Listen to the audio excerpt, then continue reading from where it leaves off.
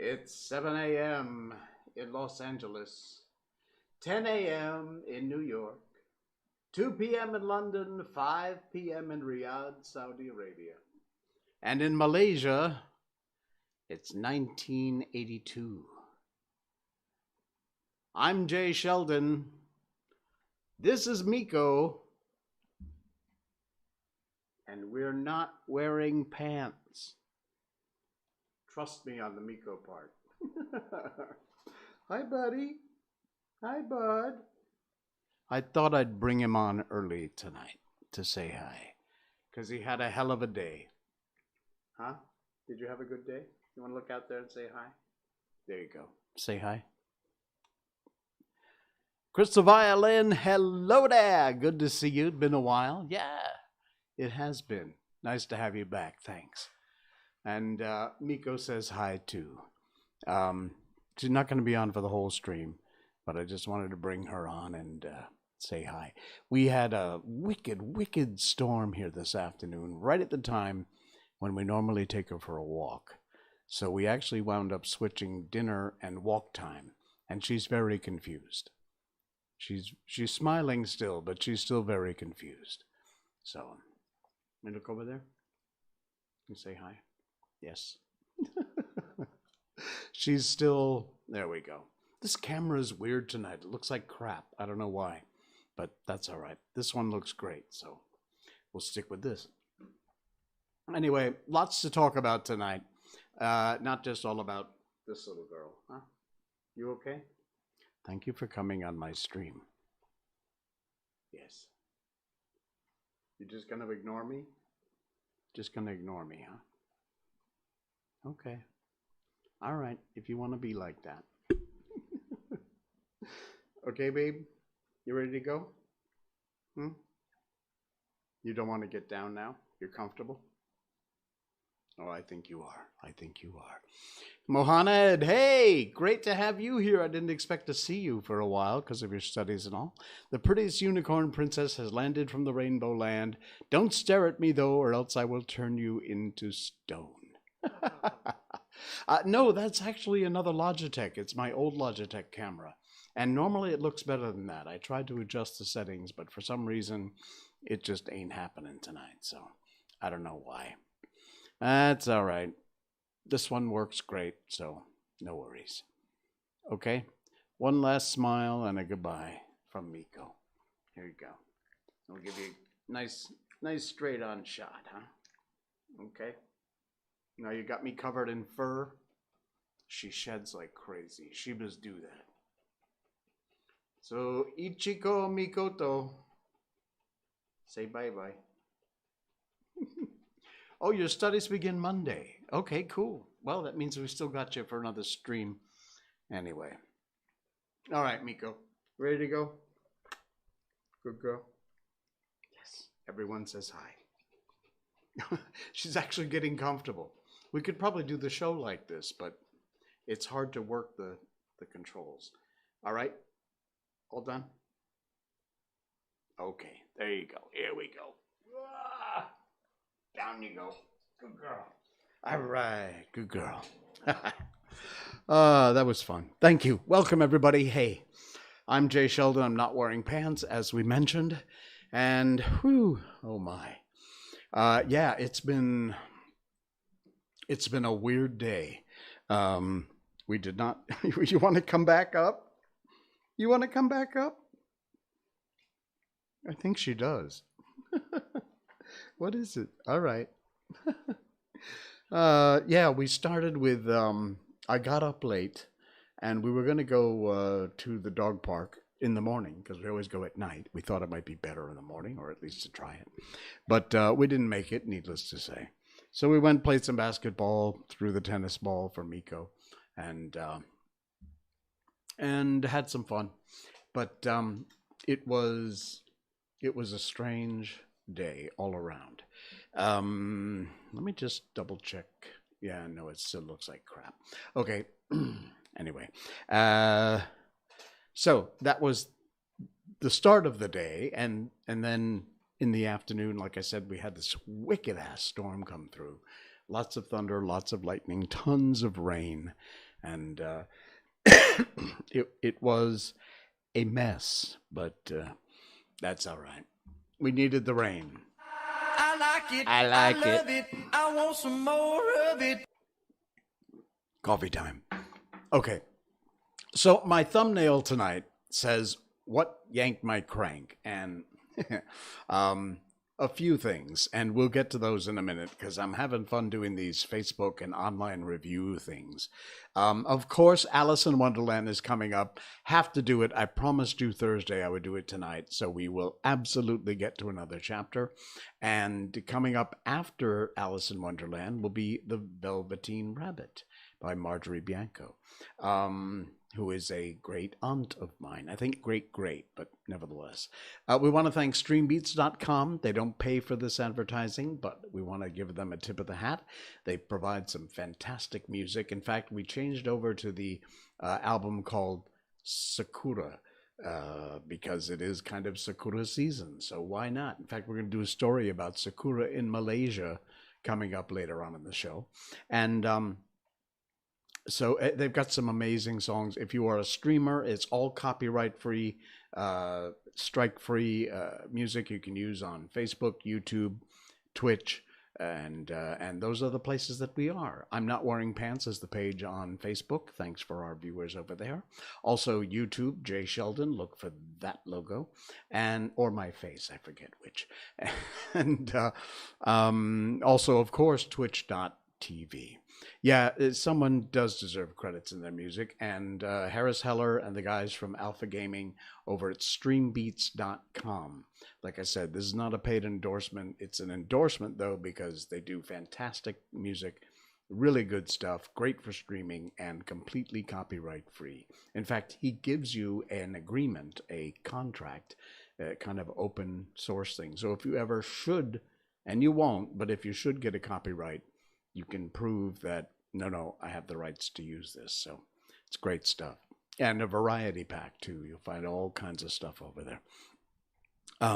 What yanked your crank? We'll get to that in a minute. We will start in on that in just a minute. And let me just say, I'll tease it a little bit. It starts with Cinderella. Wait for it.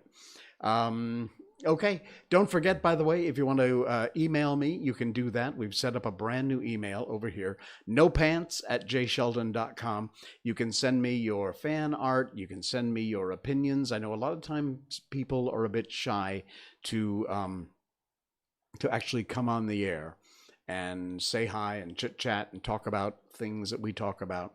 It's fine. You are welcome to do that. The number's right there. You can either Skype J Sheldon. Again, look for that logo. And you can call from a hand phone, cell phone, your house phone. It's a Connecticut number, so be aware toll charges may apply if you're not in Connecticut. It's 860-598-0987. That's the number to call. You just call that number and boom, you're on the air. Just like that. Keep it civil, keep it nice, but of course, you know what? We're completely open-minded, and anything you want to talk about, we'll talk about it. That's fine. And once again, you want to get in touch, nopants@jsheldon.com is the email address. All right. Invis Toby, hey, good to have you along for the ride. Thank you. And all right, let's kind of get into it here. Here's the first thing that yanked my crank. It's an article from PJ Media. Minnesota Theater Company cancels Cinderella. Here we freaking go again. For being too white. Yeah. Yeah. Ever since a man named George Floyd died in custody of a multiracial group of Minneapolis police officers, America has been in a panic about something called whiteness. It's been explained to me whiteness is something separate from white people or even skin color itself. It seems to be some sort of free-floating evil that can affect almost anyone and anything and make it from bad to worse. And so the worst thing you can do in America in 2021 is perpetuate whiteness. So now this Minnesota theater company has caved to the buffalo sandwich, which is a nice way of saying, and canceled Cinderella for being too white. Yeah, but okay, Crystal Violin says Cinderella is literally as white as Casper, but okay, it's like, you know what, it's fine. This cancel culture, I said it before, it will eventually eat itself, because when it runs out of things to cancel, it will then go after themselves and it will fall in and collapse of its own weight. So you know what? It's going to take time. It'll piss you off in the meantime, but so be it. That's fine. No worries. Here we go. This kind of sums up Lenny Alonzo, a good friend of mine, a former colleague, worked together in the sheriff's department down in Key West in Florida, in Monroe County. Historically, in that time period, the thing was being white, I suppose. Yeah, again. So common sense versus cancellation. This tied in beautifully with what I was just talking about. If you don't like the book, don't read it. If you don't like a song, change the station. If you don't like the show, don't watch it. If you don't like the sport, don't go to the game. If you don't like the toy, don't buy it, or don't play with it, or don't buy it for your kids. Don't like the restaurant? Don't eat there. Don't like the store? Don't shop there. Don't like the state? Don't live there. If you don't like the speaker, don't listen. Make the choices that suit you, and this is important, let everyone else do the same. If Cinderella was an African American and they whitewashed Cinderella, then that'd be a problem. Yeah, true. I agree. Invis Toby, thank you. It seemed to be buffering a lot on this end, or is it just me? I don't know if it's just you or not. Are you on Twitch? I'm not sure. My connection looks pretty good. There, you can see it right there. There you go. I forgot I was still on that page. Okay. My connection seems to be all right. I'm not sure. It may well be buffering. I got a lot of crap open tonight. If you don't like someone's opinion on what you asked, shut up. Yes! Very nice. I love it. I love you. Mwah. A kiss for you. Okay. All right, and here's yet another one. I love this one. Brilliant. Some of my friends, let me get rid of these notifications here. Some of my friends ask me why I post so much political stuff, and this is a brilliant answer. Always take sides. Neutrality only helps the oppressor, never the victim. Silence encourages the tormentor, never the tormented. That's brilliant. Brilliant, brilliant. Thank you, Grandpa. All right, I'm not officially a grandpa, by the way. I am not yet a grandfather. I have threatened my son, if he makes me a grandfather, there'll be trouble.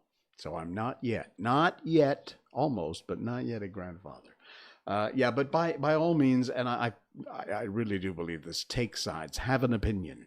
You and I can disagree. That's fine. That's what the world's all about. We don't always agree on everything. No problem. That's what makes life interesting. We shouldn't agree absolutely on everything. We shouldn't scream and yell and make nasty remarks and accuse people of things that aren't true.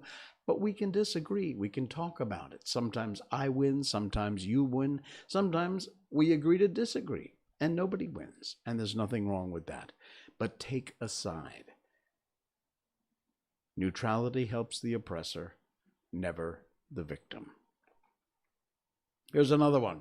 Kevin Sorbo on Twitter. To anyone using their First Amendment, all right, enough with this.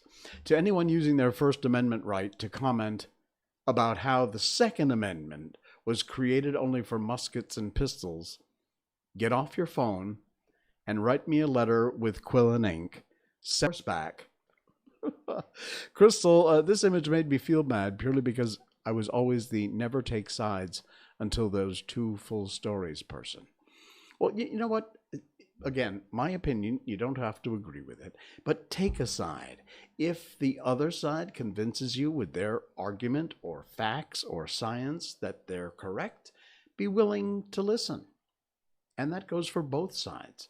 And be willing to perhaps change your mind if indeed the facts and the science support the opposite of what you believe. By all means, absolutely we should. All right, there's lots else going on, and I don't want to get bogged down in all this political crap because, frankly, it's just stupid. Honestly, it's gone way above and beyond, and it's crazy. But I love this. Mike Rowe, if you know Mike Rowe from Dirty Jobs and Returning the Favor and all those great shows, you know there's this giant shipping container ship. I don't know what they're called. That is stuck sideways in the Suez Canal, and it's actually mucking up millions, if not billions of dollars worth of trade around the world. It's affecting the world's economy because this idiot ship got stuck. The Evergreen, I think. I don't know what the name of the ship is, but the company is Evergreen. And, Evergiven is the name of the ship. The company is Evergreen. But this ship is stuck. And Mike Rowe posted this, and you know Mike is all for he's a strong believer. In fact, his Mike Rowe Works Foundation, fantastic company, group that does work in helping to promote people with, I don't want to call it unskilled labor because it's not, but, you know, carpentry, plumbing, woodworking, they get the dirt under your fingernails type jobs, and there's nothing wrong with that. The world needs those. In fact, we need a lot more of those, and they are respectful careers. Anyway, this was great. Everyone wants to talk about unskilled labor, but 10% of the world's trade market is right now depending on how fast this guy can shovel dirt. Because seriously, it's that one little guy inside that backhoe shoveling dirt, and it is having an effect on 10% of the world's trade market. So don't tell me about unskilled labor. Yeah. One of these was called My Revenge. Oh, I heard about that on Tumblr. The names of the other boats are amazing. Yeah, My Revenge. In fact, there's some interesting theories. I don't want to use the C word, but there's some interesting theories about the name of this ship and a certain former presidential candidate and what the Secret Service code word was for her. I'm going to leave it there because it just goes down a rabbit hole I don't want to go down. But yeah, things like the names of the other ships, like My Revenge, stuff like that, most interesting. All right, something about the city. Well, I don't live in it, but I live right next to it. No thanks, I don't want your notifications. This is from TRP. What is TRP? I don't know what TRP is. It's a website. Matsale. Yeah, for those of you who don't know, Matsale is the Malay word for Caucasian people, me. Not me specifically, but people of my race. Matsale says KL is among Asia's most dangerous cities. Ooh, imagine that. Excuse me. That went down the wrong pipe. Oh my God. My coffee's attacking me now. He made a post, most dangerous places in every country. Malaysia, population of 7.5 million. Kuala Lumpur can be considered the most dangerous place in Malaysia and can be considered one of the most dangerous cities in Asia. This guy's gotten a lot of flack for his post. It was TikTok. Okay. So, anyway, and they are fighting back. I live in the suburbs of KL. KL is the capital city of Malaysia. And this says, although Kuala Lumpur is considered dangerous, Malaysia on average is safer than the United States. An interesting take. I'm not going to bother playing this because it's kind of boring and stupid. But while, yes, indeed, you know what? I'm not even going to go through this. We'll just leave the headline up. Statistically, I don't know. I didn't look it up. But honestly, I have walked the streets of KL. I've lived here almost 20 years now. At all hours of the day and night, coming out of the bars, drunk as a skunk, and perfectly sober, walk the back alleys of KL. And I'm trying to remember, no, I've never had a problem. There are some places that are kind of scary I wouldn't go, but you know what? Every city has that. From the US to Asia to Europe and every place in between, we all have that. So yeah, this guy got, I'm not being racist, but he's got blue eyes and an oval head. He looks like Casper. He says KL is just Malaysian New York, is what I've heard. I have spent a lot of time in New York City. I used to live in Connecticut, in Cornwall, Connecticut, which is in the northwest corner, and it is exactly halfway between Boston, Massachusetts, and New York City. It's like 200 miles in both directions, ish. I didn't spend as much time in Boston, but I spent a lot of time in New York City specifically. And I would say no, it's not. It has a lot of similarities to New York, for sure, but it's really not Malaysian New York. You want to know what's weird, though? They built this place, which is kind of the seat of government, called Putrajaya. And at the time, it was Dr. Mahathir's, Tun Mahathir's big dream that it would become the new, it never really did. It never really caught on. All the government offices did move there. If you want to do anything with the government virtually, you have to go there. But the coolest part about Putrajaya, in my humble opinion, is that not so much now, it's busier now, but when it first started, the streets looked like Manhattan. The big brownstone buildings in that part of New York City.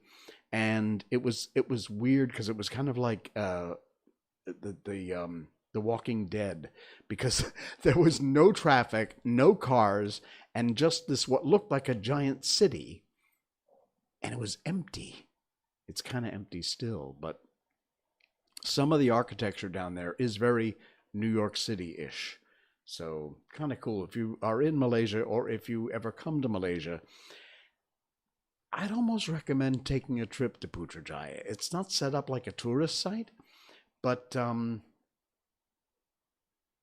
not a bad place to take a look. It's kind of cool.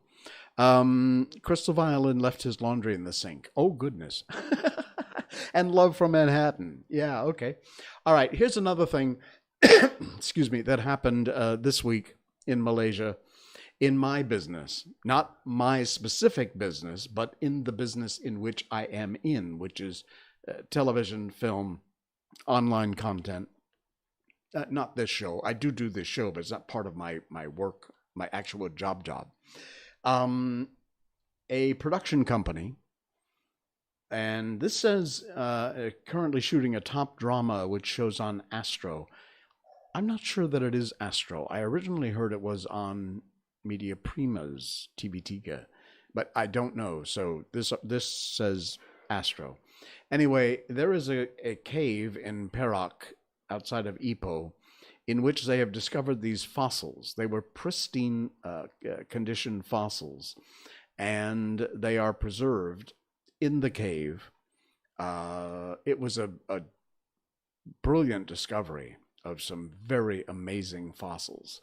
This production company went in to shoot in the cave, allegedly, I say allegedly, without permission. You need permission, obviously, to shoot almost any location, but certainly in a place that has millions of years old, perfectly preserved fossils. They broke the fossil, put major soot marks on the wall. We'll get to the pictures in a minute. 3 major soot, black soot on cave wall with lingering kerosene smell because they were burning an open kerosene torch in the cave. Litter all over the cave. They did not pick up after themselves. There's pictures of that. From makeup, touch-up, and things while they were shooting. Candles, masks, face masks. Holes dug in the cave floor. And graffiti. Of all things, these idiots, these morons, wrote on the cave walls. They put the name of the drama series, the title, on the cave wall. You have to be freaking kidding me. Stupid moves like this are what give our industry a bad name. Fortunately, 99.9% of all the people in my business are smart enough not to do some dumb freaking thing like this. But this particular group of morons wasn't smart enough to know better. And that's really sad. Yeah, filthy animals, exactly right. So these are, I don't know that this is going to come up. Okay, there, you can see the fossil here, which has been preserved. This is part of it. And this is what it looked like afterwards. The damage they did. It's unbelievable. There's the 2 giant soot marks from where they were doing the kerosene torches. Holes dug in the floor. There. Graffiti on the walls. Litter, masks, tissue, stuffed around. That looks like some sort of a torch, maybe. More litter. Look at this. It's just embarrassing. There you go. Face masks. That looks like maybe cigarette butts or something. I don't know. Yeah, candle. More litter. Oh, man. It's unbelievable. Okay, that's that. So, yeah. That's another one that yanked my crank this week. Like I said, it affects everybody. It really does. It reflects badly on the whole industry. Like I said, fortunately, most of us, 99.9% of us, are very considerate. And we do the right thing when it comes to taking care of the locations and properties that we shoot at. Because we are guests. We have to consider that we are guests and treat things like we are guests. Okay, another TRP article. Somehow I wound up with 2 in this show. We're going to turn... Yeah, it is disgusting, Kiwi. Thank you. Kiwi Little. It is, as you know, I'm hung up on Japan. I'm a huge Japanophile. I love everything Japan, particularly old school Japan. I've never been there. It is number 1 on my bucket list to go see Kyoto, ideally during Sakura season. But this popped up, and it's true because I noticed this going on right now.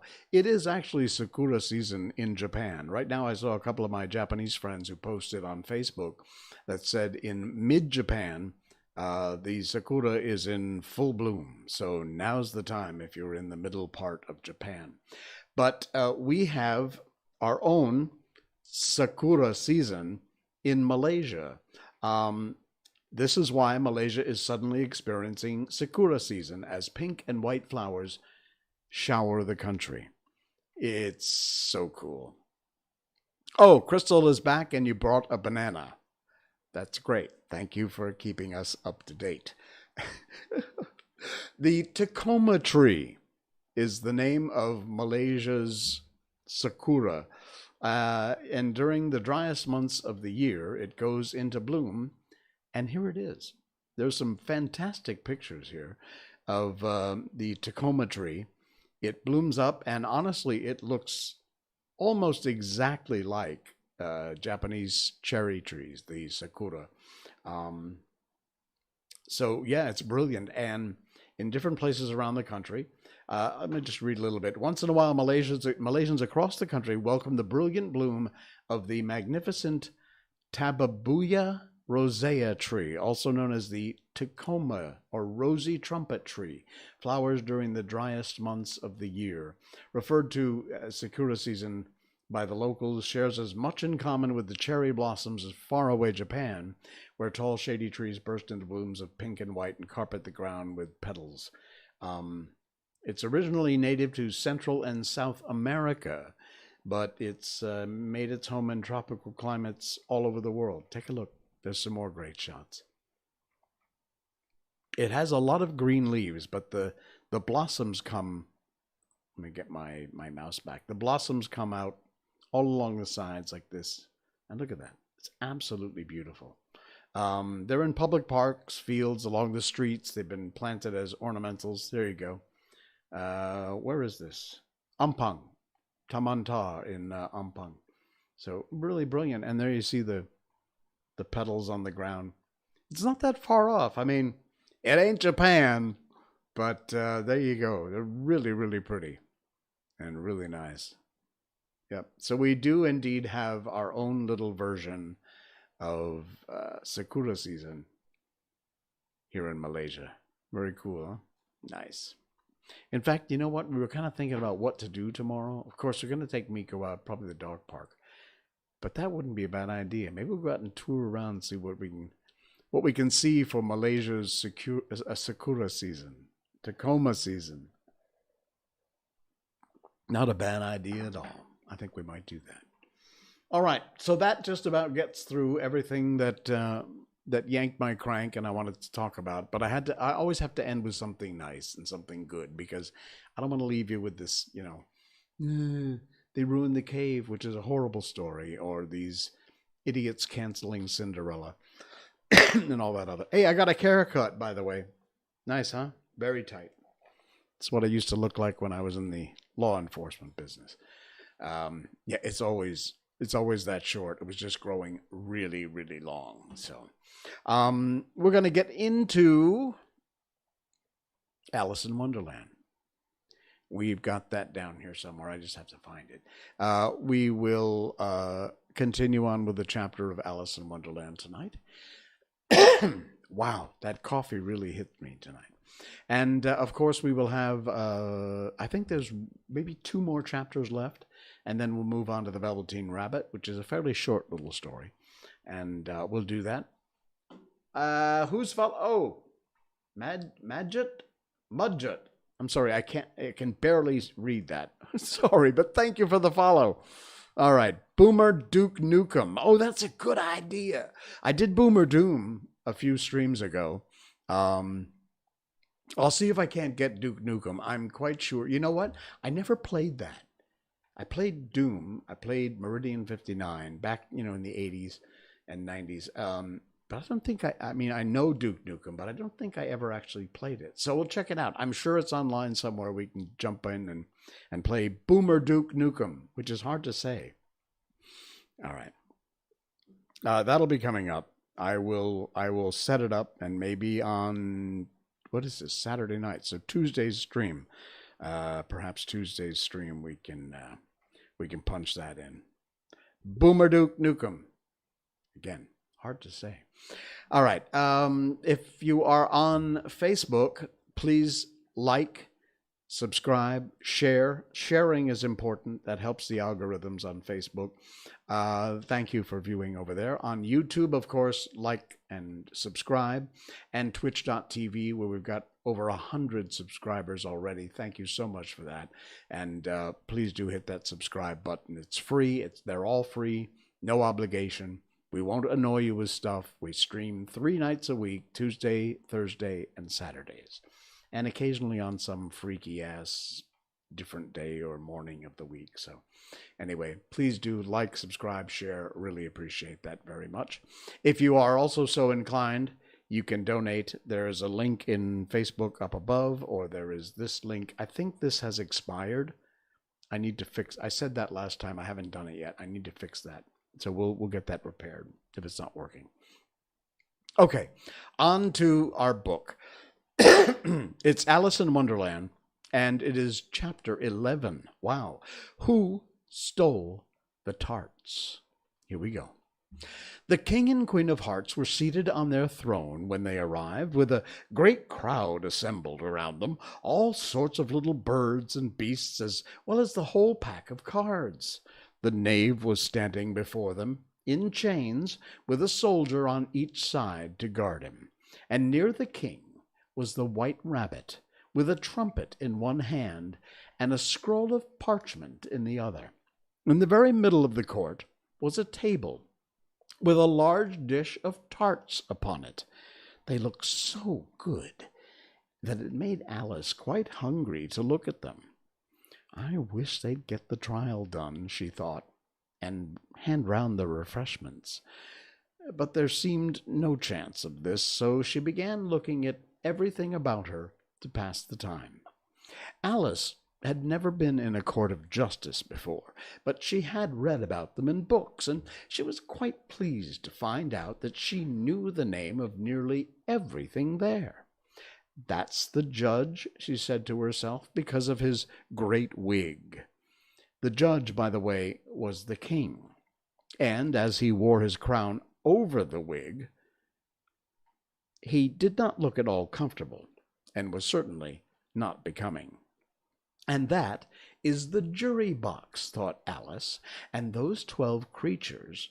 She was obligated to say creatures, you see, because some of them were animals and some of them were birds.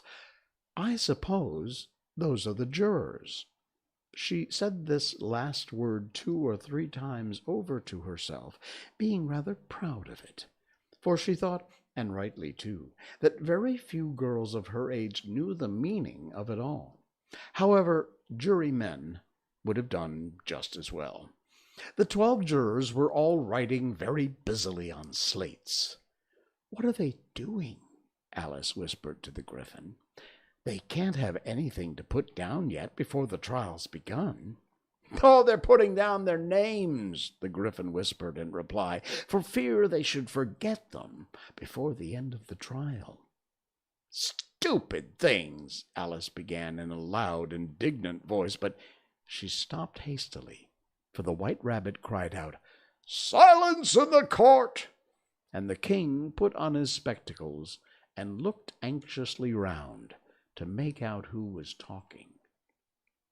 Alice could see, as well as if she were looking over their shoulders, that all the jurors were writing down stupid things on their slates, and she could even make out that one of them didn't know how to spell stupid, and that he had to ask his neighbor to tell him.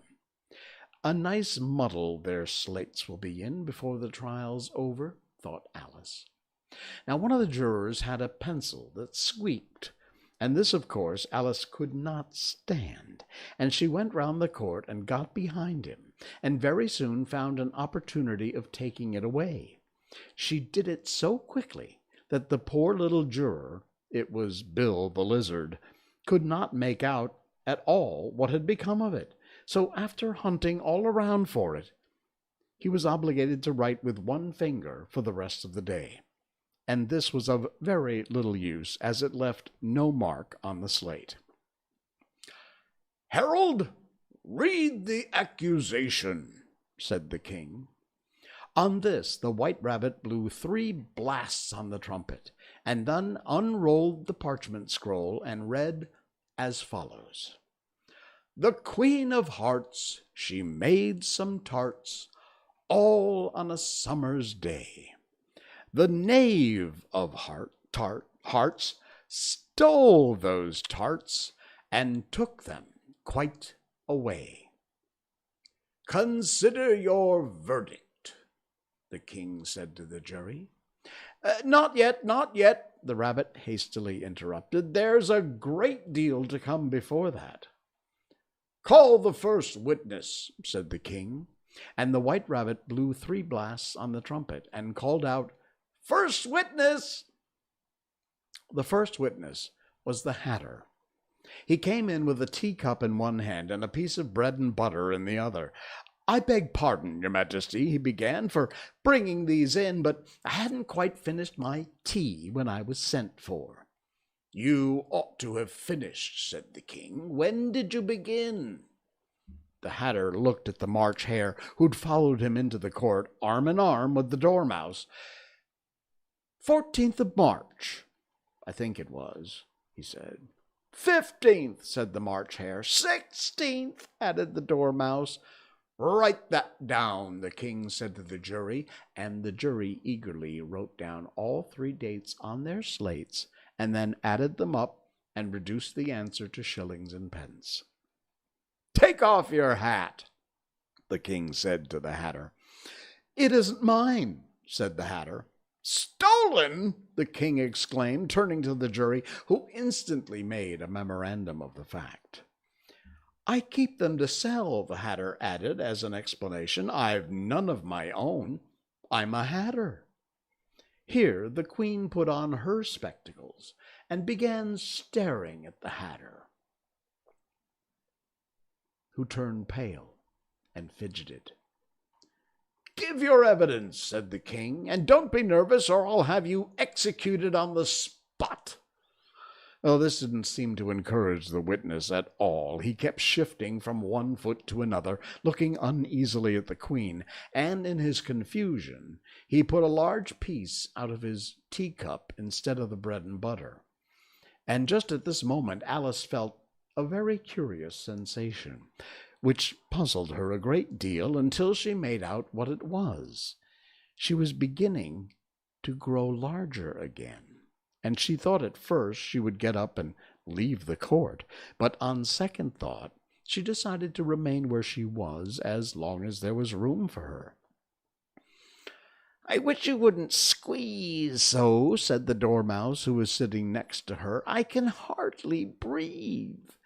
"Oh, I can't help it," said Alice very meekly. "I'm growing." "Well, you've no right to grow here," said the Dormouse. "Oh, don't talk nonsense," said Alice more boldly. "You know you're growing too."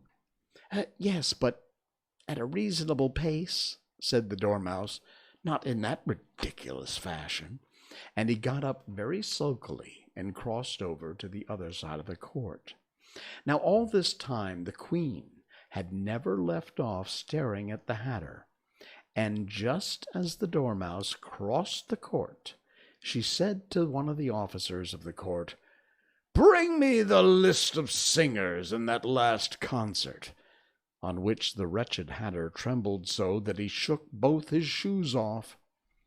Give your evidence, the king repeated angrily, or I'll have you executed, whether you're nervous or not. I'm a poor man, your majesty, the hatter began in a trembling voice, and I hadn't begun my tea, not above a week or so, and with what the bread and butter getting so thin, and the twinkling of the tea— The twinkling of the what? Said the king. It began with the tea, the hatter replied. Of course it begins with a tea, said the king sharply. Do you take me for a dunce? Go on.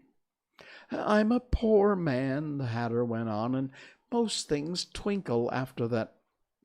Only the March hare said— I didn't, the March hare interrupted in a great hurry. You did, said the hatter. I deny it, said the March hare. He denies it, said the king. Leave out that part. Well, at any rate, the dormouse said— The hatter went on, looking anxiously around to see if he would deny it too, but the dormouse denied nothing, being fast asleep. After that, continued the hatter, I cut some more bread and butter. But what did the dormouse say? One of the jury asked. That I can't remember, said the hatter. Oh, you must remember, remarked the king, or I'll have you executed. The miserable hatter dropped his teacup and his bread and butter and went down on one knee. I'm a poor man, your majesty, he began. You're a very poor speaker, said the king. Here one of the guinea pigs cheered, and immediately suppressed by the officers of the court. As that is rather a hard word, I will just explain to you how it was done. They had a large canvas bag, which tied up at the mouth with strings. Into this they slipped the guinea pig, head first, and then sat upon it. I'm glad I've seen that done, thought Alice. I've so often read in the newspapers at the end of trials there was some attempts at applause, which was immediately suppressed by the officers of the court, and I never understood what it meant until now. Well, if that's all you know about it, you may stand down, continued the king. I can't go no lower, said the hatter. I'm on the floor as it is. Then you may sit down, the king replied. Here the other guinea pig cheered and was suppressed. Come, that finished the guinea pigs, thought Alice. Now we shall get on better. I'd rather finish my tea, said the hatter, with an anxious look at the queen, who was reading the list of singers. You may go, said the king, and the hatter hurriedly left the court, without even waiting to put his shoes on. And just take his head off outside, the queen added to one of the officers, but the hatter was out of sight before the officer could get to the door. Call the next witness, said the king.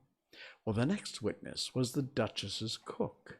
She carried the pepper box in her hand, and Alice guessed who it was even before she got into the court by the way the people near the door began sneezing all at once.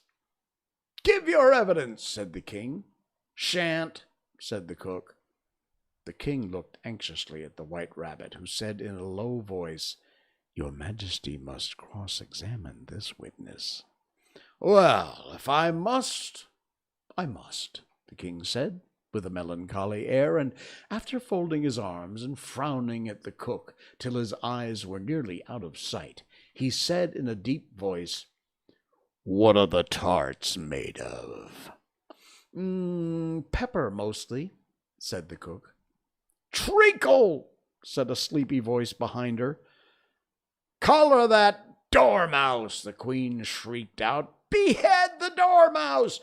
Turn that dormouse out of court! Suppress him! Pinch him! Off with his whiskers! Well, for some minutes the whole court was in confusion, getting the dormouse turned out, and by the time they had settled down again, the cook had disappeared. Never mind, said the king with an air of great relief. Call the next witness. And he added in an undertone to the queen, Really, my dear, you must cross-examine the next witness. It quite makes my forehead ache. Alice watched the white rabbit as he fumbled over the list, feeling very curious to see what the next witness would be like. For they haven't got much evidence yet, she said to herself. Imagine her surprise when the white rabbit read out at the top of his shrill little voice the name Alice!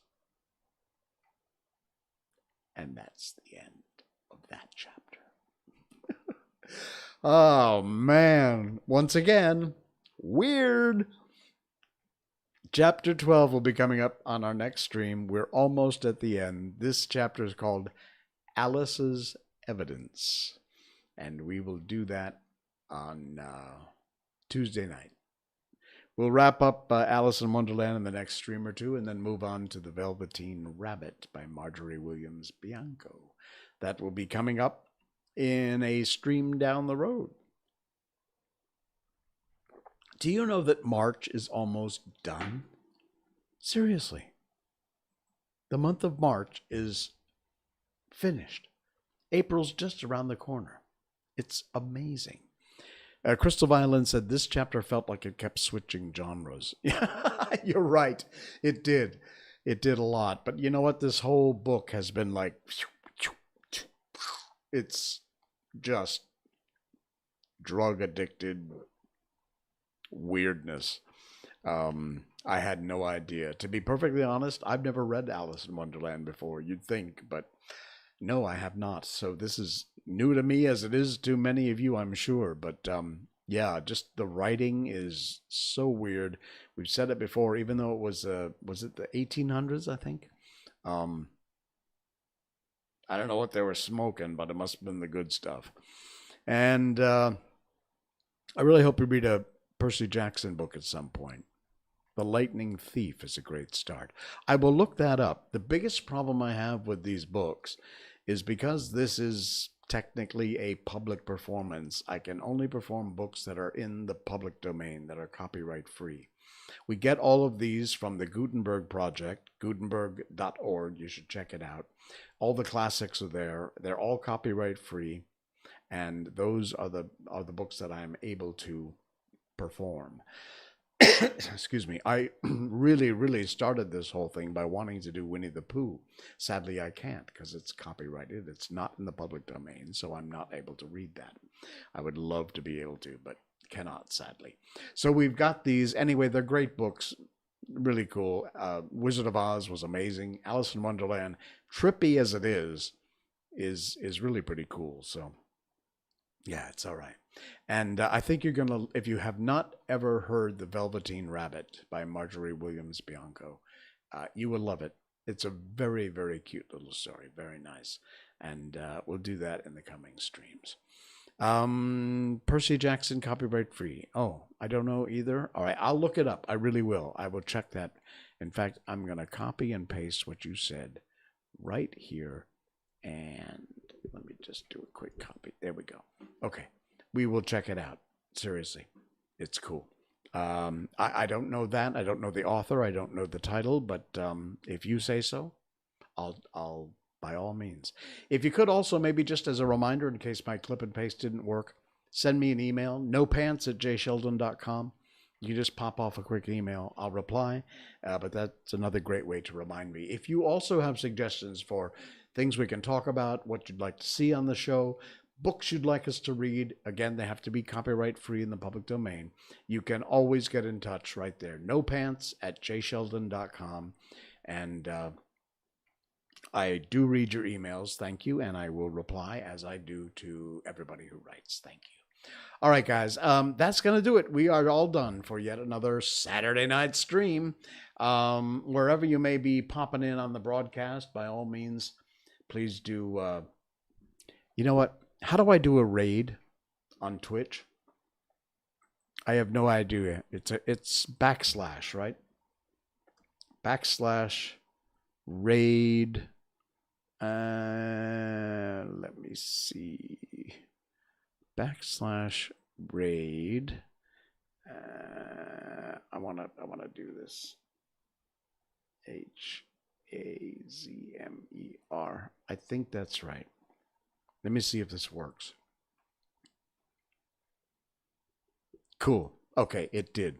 Juan Hansmer is live, and in fact, if I'm not mistaken, tonight his special guest is Crazy Stephen Bones.